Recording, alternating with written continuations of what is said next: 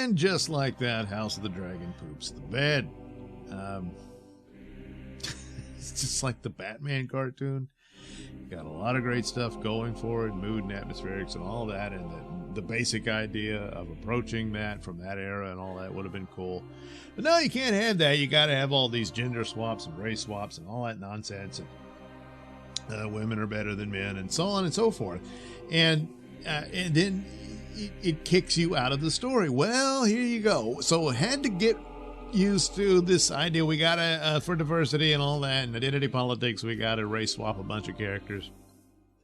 Yeah, whatever. But the overall narrative and dragon soap opera, Dallas with dragons and all that, was working in spite of all that. But eventually you reach something that is so stupid that it derails everything they've achieved. So the finale introduces a new character. The main Lannister character, he needs to make an alliance with this other navy of this sort of pseudo Middle Eastern community of sorts, and they've got their own, rather large fleet that he describes as pirates, but what have you. They say, hey, look, it's how we make our living. And he says, well, look, you're going to have to impress our main admiral. And if you can impress him, the rest of the sailors will follow you because, they really look up to this guy. Says, okay. So in walks the admiral, and it's a blonde woman. Yeah. Who identifies as with he, him pronouns, I guess. Yeah. Well, first thing she does is look Lannister over and says, "Pugh, what kind of man are you? You're really thin and pathetic and all this stuff." I mean, it's like Mel Brooks or Airplane. It's so on the nose stupid. You see, oh yeah, because it's so stupid. It's funny, No, you're supposed to take it all very seriously. And then he's got to have a mud wrestling match with the Admiral here. And of course, she's just kicking his ass and everything. And then finally, he gets a few good licks in, and she's impressed with that. So, all right, you're all right, Lannister. So then they have a big feast and all that stuff. And then she starts making like she's going to put moves on him. And I'm thinking, well, gee, where is this going? And he's even surprised, But no, she says, I'm actually really impressed with you and everything. But I want to have your children. And it's like, oh, wow, what's this all about? And he says, yeah, I want you to bang my wives. So she's got a harem of wives, see? And why can't she just bang them, But of course she can't. You see, had they done this story, it would have been repetitive of Rhaenyra to a certain extent. But the idea that this character, she inherited her father's title. He had wanted a son, but he didn't have one. But he taught his daughter everything he knew. And she had to claw her way to the top, but she actually impressed everybody with her abilities. And so, all right, she's in charge, of these ships and all that. And that's how it plays out.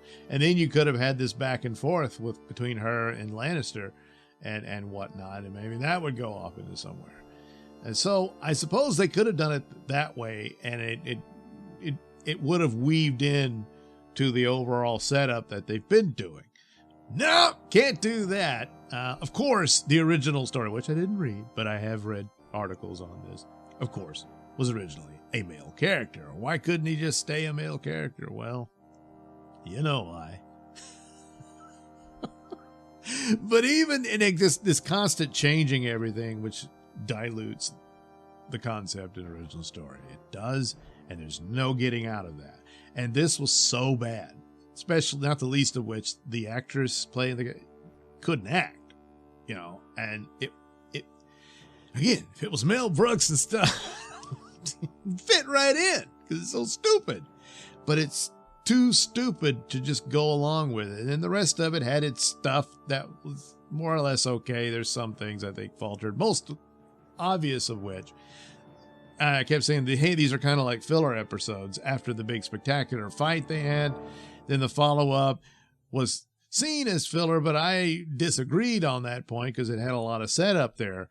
But following that, yeah, it's all filler and very repetitive in things. And once again, the more compelling things between, Varys and Aegon, and that's all very interesting and could develop into something more significant and all of that.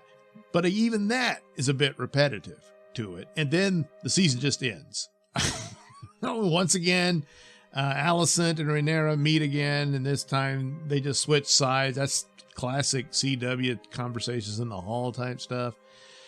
Doctor Who is busy having his visions and stuff, and finally comes to the conclusion he needs to yield to Rhaenyra and back her up and all this stuff. So now, oh boy, they're back together, but now she's still got her girlfriend. And oh boy, but that's soap opera stuff. That's going to complicate things. But what are you going to do? That's all a part. But nothing happens, not really. So they're getting ready for the war and all that. So you stay tuned for next season to see that happen. Yeah, but it looks to me, this is a season that didn't have enough material for the amount of episodes they allotted to it. And they did some movements here and performances that can kind of pad it a bit to get there, but it really wasn't enough. So I suspected this would be a much weaker season going into it compared to the first one, and that has panned out. And the final episode did virtually nothing to save it. In fact, it did a very terrible thing to it, because when you let your cult-like politics rule the day, you just can't see the stupidity of it. And there was no reason for this. It's, oh my God. And then after that, you got to conclude, says, well, I don't know. Why isn't Rhaenyra a man who wants to be a woman? You could have done that. Oh, I guess you're bigoted against trans people because you didn't do it. Why isn't Lannister a woman? I mean, just on and on and on with all of this. Why aren't they all race swapped? Why are there no Asians around? It's just on and on and on you could go with this. Because that's the bed you make with that. When you should have just, hey, there's a story, it's already written, The hard part's pretty much done.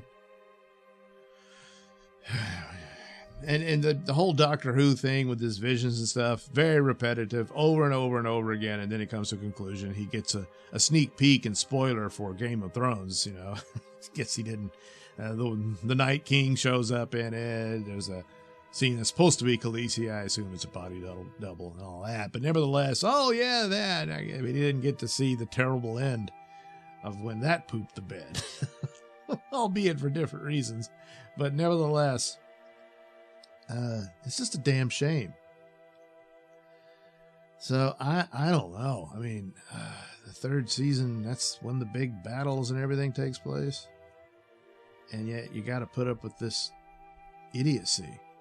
And then what else? Oh, well, they can't help themselves, They just can't. So, it's just too stupid. It's like a turd in the bowl of soup, The soup's really great, but there's a rat turd fell in it. You said, well, just spoon around it. No. It doesn't really work that way. Yeah. Oh well.